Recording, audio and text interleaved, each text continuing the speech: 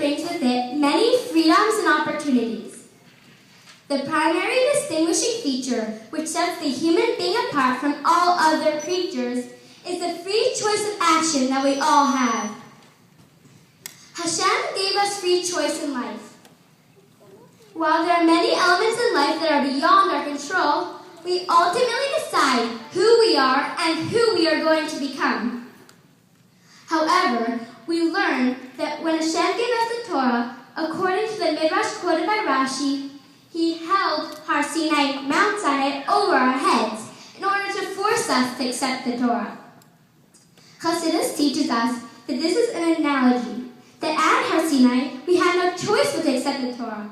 Faced with such an awesome revelation of divine truth, one could hardly doubt or dissent. In effect, we were forced to accept the Torah, overwhelmed and completely enveloped by divine reality. This is a moment of emes, of truth, a moment of stark reality. The question then arises, why at this pivotal moment of our heritage, when we were first accepting the Torah, what should have been the ultimate decision of our history, did Hashem make this existence a blatant reality, taking away our ability to choose the Torah way of life? But this is intentional and provides us with a deep insight into the very foundation of Judaism. Har Sinai was emes, revelation, and in that revelation, the first mitzvah of the Torah was spoken to the Jewish people. The mitzvah of emunah, of faith. I am Hashem. We as a nation needed that moment of absolute clarity. The giving of the Torah and mitzvahs was Hashem handing us a compass, showing us which way is north, revealing to us the path of the righteous and good. At that moment, there was not a question of choosing Hashem. It was a moment of knowing that A is A, north is north, whether I wish it to be so or not. Hashem created the world, and the Torah is the ultimate truth. This glimpse of emes is the foundation of our faith, because our relationship with Hashem needs that firm anchor of truth. Let me share a wonderful story that really emphasizes the importance of having truth that is not comparative, but absolute and complete. In a small town, for as long as anyone can remember, there was a clock mounted high on the tallest building in the town. As people would go about their business during the day, they would periodically glance upwards, then automatically check their own watches. Sometimes there would be an inconsistency, they would reset their watches to the correct time.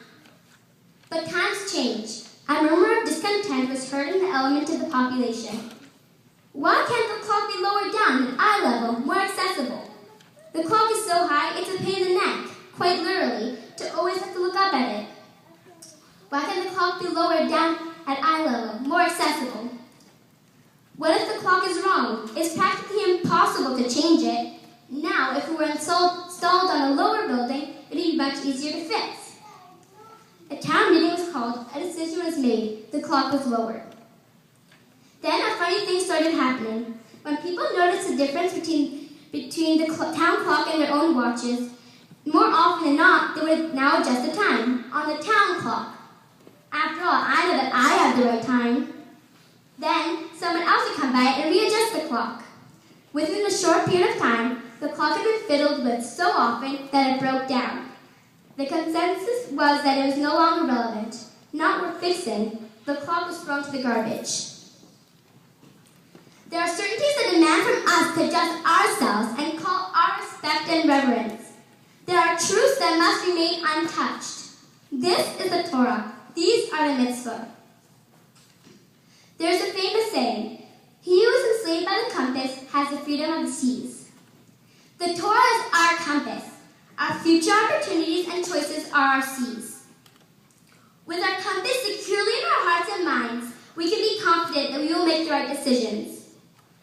It is so important to be true to ourselves and to the Torah values of right and wrong, living with integrity, with actions that reflect our beliefs, despite external demands. Be it peer pressure, the media, or our own bad habits, it's what makes us truly free. As you look at our class, as parents, teachers, family, and friends, you see our accomplishments and how far we've grown. I'm sure it just seems like yesterday we were starting preschool with more Rivka. But as we look forward to the next chapter in our lives, I see our potential, a group of strong, talented individuals that will surely affect this world for the better. Regardless of what my classmates and I choose to be, regardless of the direction of our lives, the education based on Torah principles that were received at Vancouver Hebrew Academy will be our compass. The teachings we experience at VHA in such a kind and gentle way, the principles of Judaism, mitzvahs, and emunah Hashem, this is our guiding light, our true north.